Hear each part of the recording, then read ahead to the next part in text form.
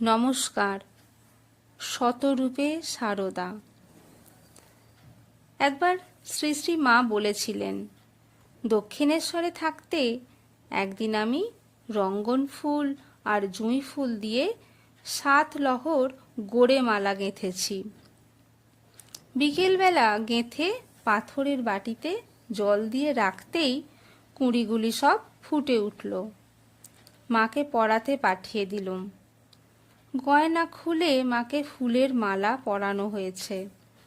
এমন সময়ে ঠাকুর মাকে দেখতে গিয়েছেন। দেখে একেবারে ভাবে বিভোর। বারবার বলতে লাগলেন, আহা, কালো রঙে কি সুন্দরী মানিয়েছে। জিজ্ঞাসা করলেন, কে এমন মালা গেঁথেছে?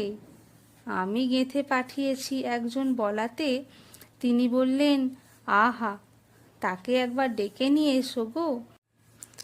মালা পরে মায়ের কিরূপ খুলেছে একবার দেখে যাক। বৃন্দের ঝি গিয়ে আমাকে ডেকে নিয়ে এলো।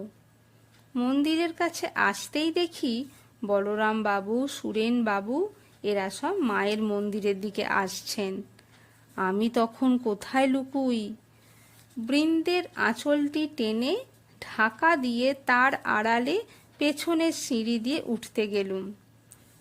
ওমা, ঠাকুর তা জানতে পেরে বলছেন, ওগো, ওদিক দিয়ে উঠো না। সেদিন এক মেছনি উঠতে গিয়ে পা পিছলে পড়ে মরেছে, সামনের দিক দিয়ে এসো না। তার ওই কথা শুনে বলরাম বাবুরা সরে দাঁড়ালেন।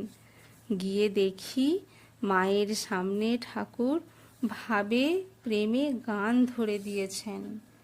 নমস্কার।